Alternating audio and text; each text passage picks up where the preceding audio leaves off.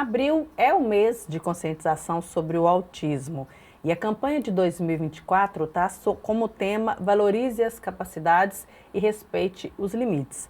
Hoje, aqui no Sete Lagoas em Debate, a gente não vai conversar com profissionais para explicar sobre o transtorno do espectro autista, ou TEA, mas a Camila Fernandes, que é a professora de canto e coral e convive com o TEA 24 horas por dia, vai contar um pouco da história dela para a gente poder divulgar a informação sobre o transtorno do espectro autista, que não é uma doença. Camila, muito obrigada pela sua participação aqui hoje conosco.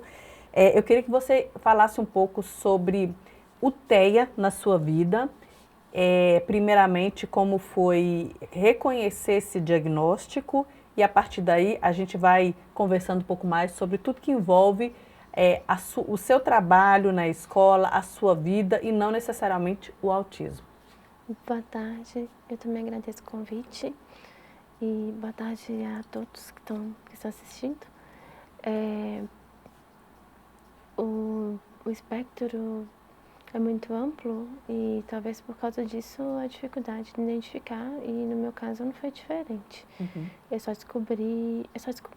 Só tive um diagnóstico dando nome para o que acontecia comigo a vida toda depois de adulta. E foi a partir do investigar no meu filho, as características que eram diferentes dos bebês típicos. E por que você identificou? Por que você voltou o olhar, né, para si e pensou que talvez você também poderia ter esse transtorno no espectro autista? Muito antes do Logracei, já eu fazia terapia, já tinha tido um diagnóstico errado de dislexia quando era adolescente, já fazia terapia há mais tempo, mas sempre com psicólogos comportamentais, nunca com especialistas. E por acaso eu fui em um psiquiatra e ele falou que não era o caso de entrar com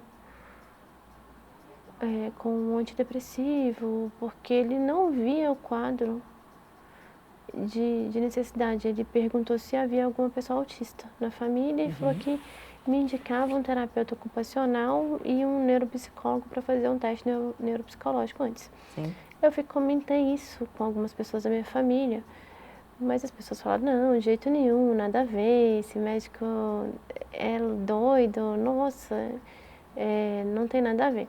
E aí eu realmente achei, não vou gastar dinheiro com isso, porque não é um teste barato para você fazer.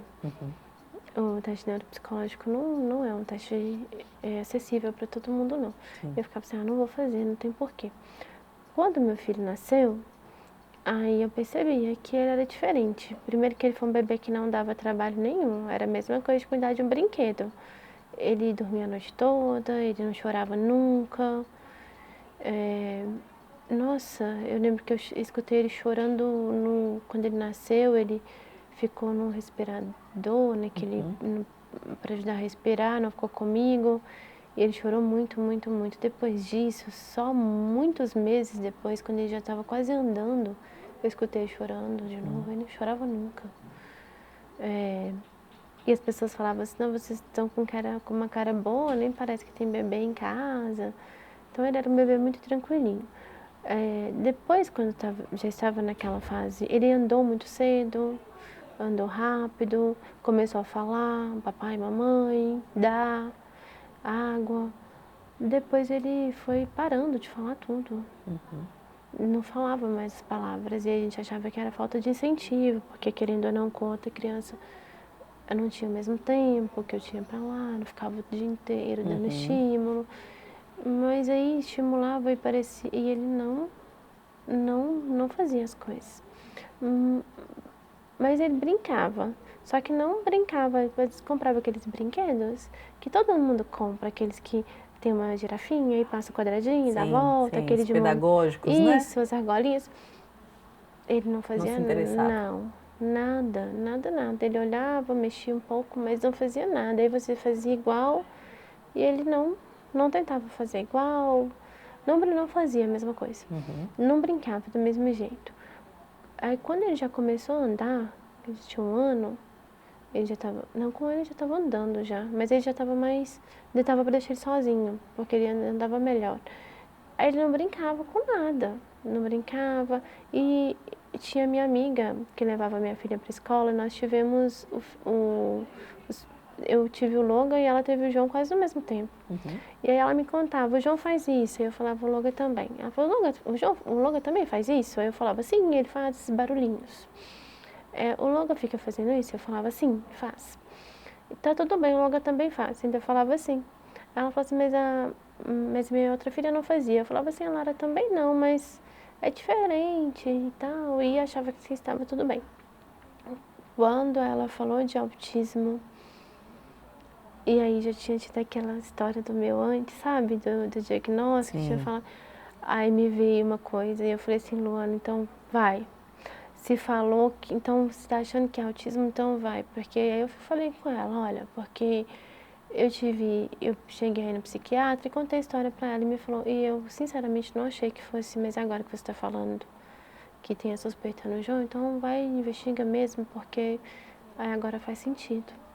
E aí foi que eu comecei a investigar no meu filho também, porque já que tinha dado pré-diagnóstico para o João, e o Logan estava fazendo as mesmas coisas. As características deles muito parecidas. Quando eram bebês, sim, Sim. muito parecidas. E ainda já tinham me falado antes, então já ficou o diagnóstico que eu tinha recebido do psiquiatra antes, o pré-diagnóstico. Aí já o do João, aí já não tinha mais como, eu não tinha, já incomodou mesmo, eu já tinha que ver se era. Você tinha que verificar se de fato, né, se seria. tinha alguma, se a suspeita se concretizaria de alguma forma. Isso. E como é que foi ter esse resultado do seu filho? E aí foi depois do resultado dele que você decidiu fazer o seu ou foi na mesma época? A primeira vez que eu procurei o Dr. Tony, ele me indicou um livro. E aí ele falou assim, vocês vão comprar esse livro? Ele falou que não achava, não tinha. Ele falou assim, eu não dou diagnóstico de primeira, da primeira consulta. Ele falou assim, tá, dou. Mas quando é muito nítido, no caso dele não tá nítido ainda, a gente tem que investigar, tem que fazer tudo, olhar direitinho se é. E aí ele me indicou um livro, aí acho que a Luana já tinha esse livro, falou que realmente era muito bom, e aí eu comprei o livro. Aí lendo o livro, a Luana me mandou esse livro digital primeiro. E aí eu lembro que eu fui lendo o livro e fui marcando todas as características de uma cor, as minhas características de uma cor e as do Logan de outra cor. Aí depois tinha marcado o livro todo. Ai, foi um susto. E aí comecei a pesquisar vídeo no YouTube. E aí apareciam umas crianças com comportamento igual ao do meu irmão. Aí umas crianças que não tinham dificuldade de aprendizagem, que eram muito inteligentes, que a questão acadêmica, né, de aprendizagem era muito boa, mas o social nem tanto. Então, aí eu comecei a pesquisar mais e mais e mais. Nisso, eu lembro que nós não conseguimos aí nós conseguimos um terapeuta ocupacional. Não, quando nós fomos no Tony, ele já estava com uma terapeuta ocupacional, porque tínhamos levado primeiro na fonoaudióloga, na Patrícia. Ele estava com atraso na fala? Na fala. Por causa do primeiro que ele parou de falar? Isso, o primeiro profissional que nós procuramos, na verdade, foi a fono. Sim. Essa fonoaudióloga me indicou para outra que falou assim, olha, eu acho que no caso dele precisa de um especialista em neurodesenvolvimento. Aí quando falou também, aí eu já fiquei especialista em neurodesenvolvimento. Aí foi uma coisinha, foi juntando a outra. E aí quando nós chegamos no Dr. Geraldo, aí já tinha a fono, tinha passado pela terapeuta ocupacional e a gente tinha mais informação também. Aí ele teve diagnóstico. Ele estava com quanto tempo? com quase 3 anos. Quase 3 anos. Quase 3 anos. E de lá para cá, né, ele passa por todos esses especialistas, ele tem esse acompanhamento, né? Ele, mais ou menos, porque, por exemplo, eu comecei a trabalhar. Sim. E aí os horários ficaram complicados. E nós temos outra filha. Uhum. Então ele tem a professora de apoio na escola, Sim. ele faz o AE e a fono agora. Sim. Mas aí ele está sem terapeuta ocupacional. Uhum. Porque aqui na cidade, como tem poucos profissionais, ainda acontece uma questão que é bem preocupante, que assim, se você não consegue, se você falta 3 vezes, você perde seu horário, seu atendimento, passa para o próximo. Então, E aí você volta lá para o fim da fila de novo. Você volta lá para o fim da fila de novo. Mas aí, se por algum motivo, por algum tempo você não puder arcar, você vai ter que voltar para o início da fila e começar tudo de novo. Ele está na fila de outra profissional, mas assim, ele era número 200 e agora é 120, eu acho, alguma coisa assim. É bem demorado. É muito demorado. A gente fica na fila 1 ano. Para poder conseguir. Isso pagando, né, Paga. Camila? Para você, assim, você disse que você tinha, a gente estava conversando aqui nos bastidores, antes de começar o programa, você falou que você tinha um colega, né? Que vocês tinham os mesmos interesses, assim. Você achava que você era diferente das pessoas? Você tinha alguma sensação nesse sentido ou não? A sua adolescência foi tranquila? Você se relacionava? Como é que era a sua vida social? Era uma criança que brincava, mas brincava assim por muitos anos da mesma brincadeira todos os dias. Assistia todo final de semana o mesmo desenho por muitos anos. Aí era a mesma fita cassete na época, toda vez a mesma fita, eu sabia as falas. Eu ainda gosto de assistir a mesma coisa. Mas aí assim, não era para ter esse interesse mais, eu acho. Assim, geralmente as pessoas falam assim, assisti 2 vezes já. E eu fico assim, nossa, 2 vezes só? Né? E não quer assistir, ama o filme e assistiu 2 vezes só. Tinha isso, e tinha um amigo que a gente não brincava tanto, porque ele também fazia os acompanhamentos dele e tudo. Mas aí eu lembro que ele se falava que ele fazia tratamento de alguma coisa, mas ninguém falava o que era. Ninguém falava. E ele não vinha na nossa casa. Era eu que ia lá na casa dele, eu e minha amiga Bi. Aí, a minha amiga Bi e eu. Ele recebia a gente muito bem, a gente brincava e ele gostava muito de Lego. Aí eu lembro que nós ficávamos o dia inteiro montando Lego. Aí voltava no outro dia, terminava de montar e montava o quarto inteiro. E brincava muito assim. Mas eu lembro que ele tinha algumas coisas que ele não comia também, que ele não gostava. Mas ninguém falava o nome, ninguém não falava, ainda mais com criança. E para você estava tudo aparentemente certo, né? Isso, aí eu já sabia que tinha alguma coisa parecida com ele.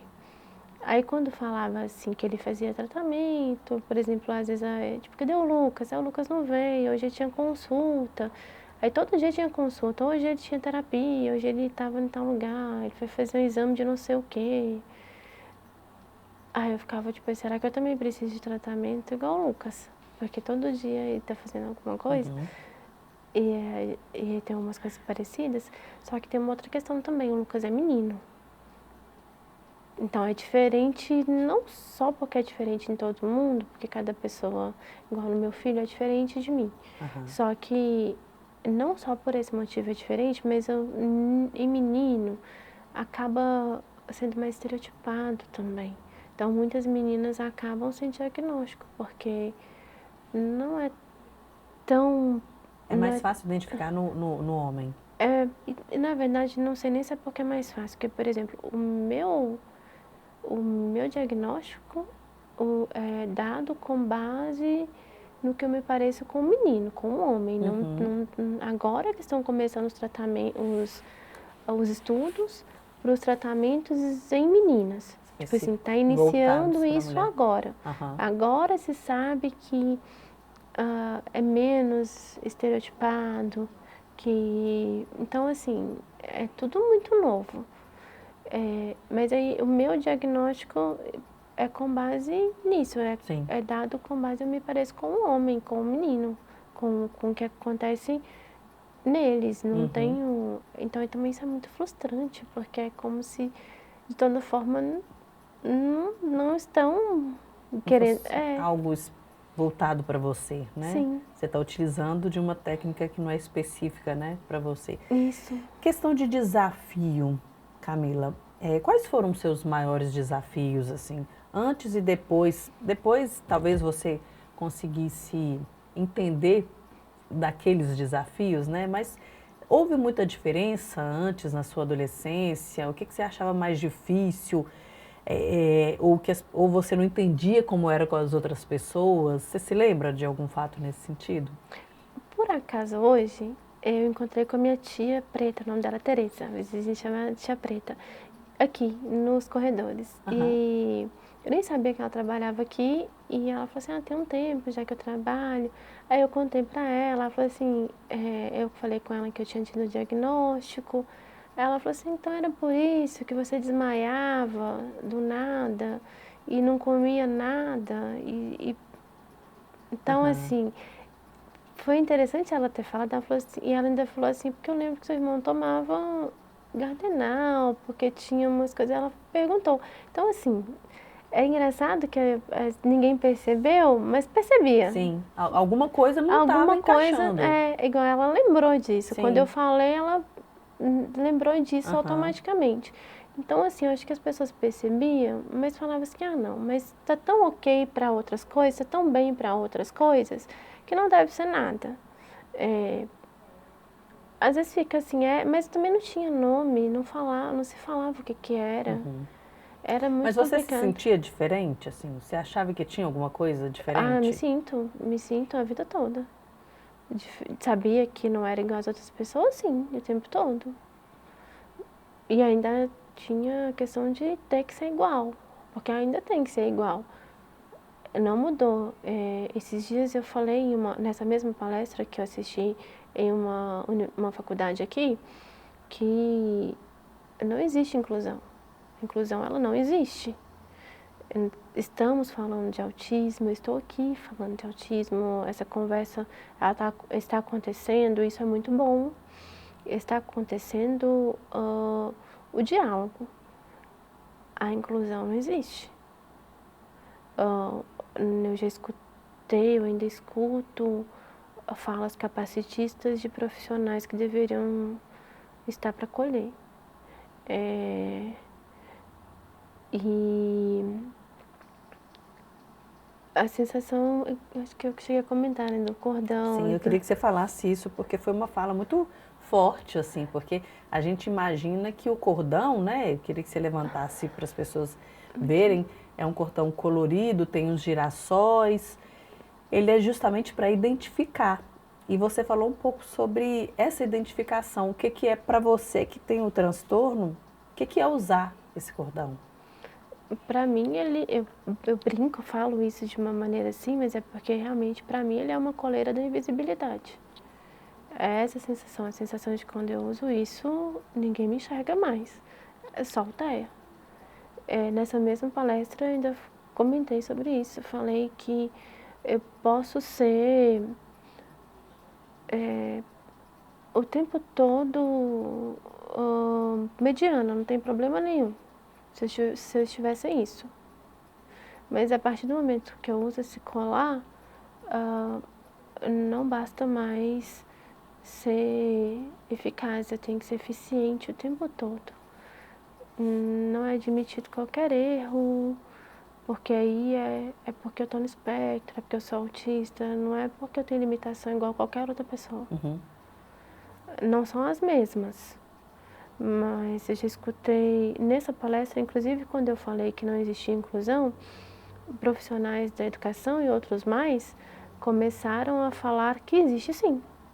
Então eu não só falei como eu tirei a prova, porque as pessoas, a visão delas, parece que a questão até do quebra-cabeça. Esse símbolo não fomos nós que escolhemos. Esse símbolo não é escolhido para autistas. O quebra-cabeça foi um símbolo escolhido por pessoas típicas. Então, assim, são neurotípicos dizendo o que as pessoas autistas precisam. Quando eu disse não existe inclusão, as pessoas, elas invalidaram. Não existe sim, está acontecendo, eu faço parte da inclusão, eu não estou sendo incluída, então não existe. Eu não sou incluída em lugar nenhum. Então, cadê? Onde que está? Porque a partir do momento que eu uso isso daqui, ninguém me vê mais. Já aconteceu das pessoas gritarem, como se eu não tivesse capacidade auditiva. Eu fiz assim ainda, tipo, será que a pessoa está achando que eu estou usando um aparelho auditivo? Porque não Por que tem ela está lógica. gritando comigo? Por que está gritando como se eu não tivesse capacidade de entender? E a pessoa começa a falar assim, você está entendendo? Você está entendendo? Você está entendendo? Como se eu não tivesse capacidade de entender. Eu já escutei em meios acadêmicos. No final do ano passado eu fiz um curso e eu escutei de um professor que o amigo da filha dele é inteligente, mas ele só é inteligente para algumas coisas, porque para outras coisas ele não é inteligente, ele é ineficaz, porque aconteceu de ele estar num carro com a mãe dele e ele ligou, a mãe dele não atendeu. E o amigo da filha dele também não atendeu o telefone, porque tocou da mãe, ele achou que não era para atender, então ele não atendeu o telefone, porque ele não... Então, assim, ele é inteligente para algumas coisas. Aí eu acho engraçado que as pessoas geralmente, elas não são extraordinárias em nada. Quando elas são em uma coisa só. Mas nós, para termos aceitação, temos que ser bons em tudo. Em absolutamente tudo. E quando alguém fala assim, meu filho não quer usar o colar, ele tem vergonha, não quer que eu conte para ninguém, ele está certíssimo. Se ele consegue esconder, é a melhor coisa que ele faz. Porque a partir do momento que ele usar isso aqui, sendo adolescente, meu Deus, eu não uso isso. Eu estou usando porque eu estou aqui e porque eu estou aqui falando disso. Uhum. Mas, por outro lado, eu falo que eu estou no espectro e eu quis esse diagnóstico porque me dá uma liberdade também de falar, eu não como coisas amarelas, por exemplo. E eu saber o porquê que eu não como. Uhum. Porque antes eu falava, não, eu não gosto, não, obrigada, e a pessoa colocava e aí eu não conseguia comer comida. Hoje eu falo, não, eu não como coisas amarelas. É uma liberdade, é um poder. Nossa, é muito libertador poder falar, eu não como tais coisas, esse barulho está me incomodando, porque não tem ninguém incomodado, só você, e você não quer ser a pessoa chata, e aí você começa a passar mal. Antes eu escutava a vida toda que eu desmaiava porque eu não comia. E eu falava, eu comia sim, e as pessoas, não comeu, por isso que desmaiou, mas eu tinha comido. E aí eu achava que ia morrer, que estava desmaiando porque tinha um aneurisma. Algum problema sério, Nossa, né? tinha. Eu ia pesquisar motivos de desmaios na internet. Eu estudava no colégio estadual e lá perto tinha um lugar que tinha sim, era tipo uma lan house, então eu sentava e tudo que aconteceu eu ia pesquisar, e aí lia os sintomas. Então eu achava que ia chegar um dia que não ia ter mais nada para eu comer, porque todo dia eu parava de comer uma coisa. Aí eu achava que ia chegar um dia que só ia sobrar bolo para eu comer mais nada, que eu não ia comer mais nada, não ia ter mais alimento, e que eu ia ficar doente. Então, só que não, depois as coisas depois eu comia de novo essas outras coisas, algumas coisas eu não vou comer nunca mais. Você vai mudando os hábitos, é isso? Vai mudando o gosto? Hoje não mais, o que eu não comia, algumas coisas que eu não comia, que eu parei de comer quando criança, eu não como até hoje. Coisas amarelas, por exemplo, eu continuo não comendo. Eu acho que eu não vou comer nunca mais. Esses dias, apesar de que eu voltei a comer milho, eu não comia, e daí eu comi. Um dia, depois, muito devagar, eu voltei a comer. E foi ok? Agora sim, mas antes eu separava, eu comia, mas separava, mas melhorou. Mas eu não sei se eu vou parar de comer de novo.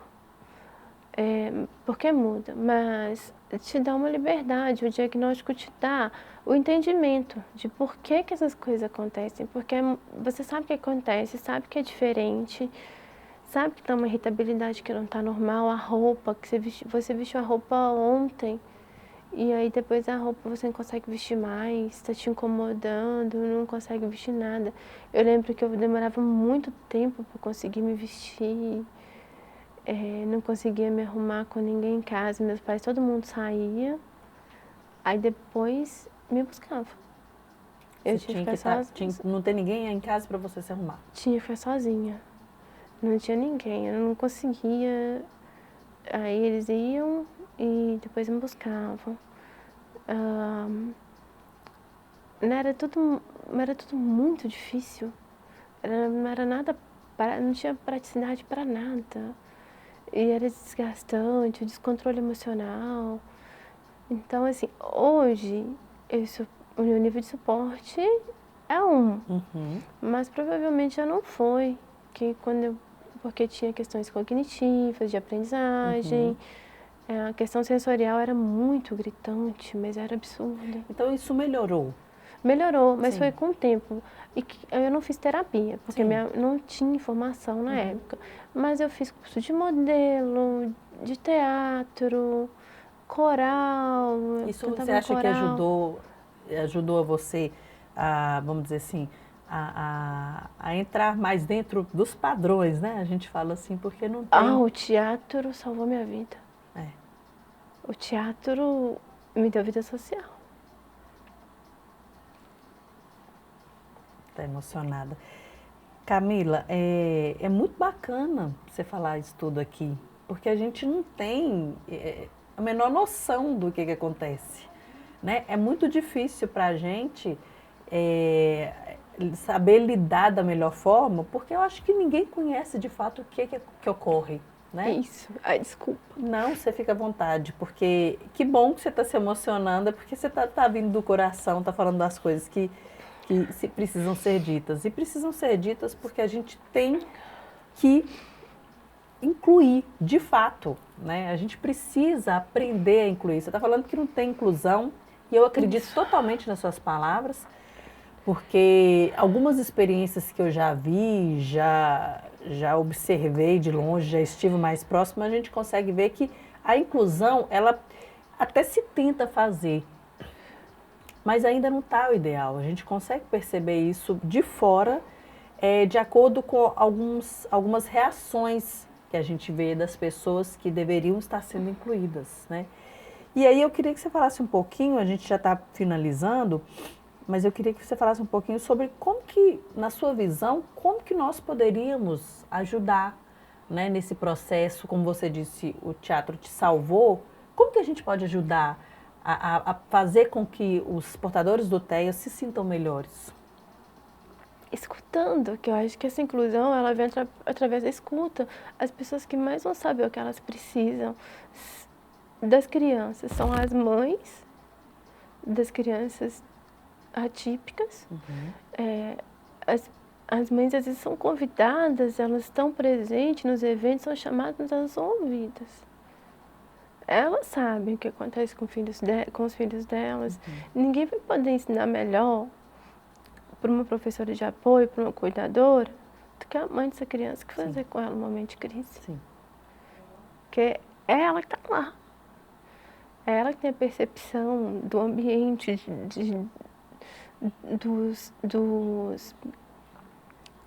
de tudo que acontece. Então, assim, é ela que tem essa percepção. E das próprias pessoas autistas, igual eu comentei, esse símbolo, o símbolo que nem é o nosso, nem fomos nós que escolhemos aqui. O símbolo do infinito, ele praticamente não é usado. O único símbolo de infinito que eu vi nessa campanha de inclusão foi o que eu fiz com meus alunos. Mas nenhum. Aí a escola do meu filho fez também, eu cheguei a comentar isso lá, e eles fizeram, me mandaram para eu ver, eu achei isso muito lindo. É sobre isso, é sobre escuta. As pessoas, elas querem decidir o que a gente precisa. Eu cheguei a escutar do psicólogo que estava fazendo o processo de inclusão do meu filho na escola, que autistas não gostam de repetição. E aí eu falei assim, como? Porque eu achei que eu tivesse escutado errado. E aí ele falou, é porque assim, eles não gostam de tudo igual todo dia, né? Temos que dar coisas novas para que eles se interessem.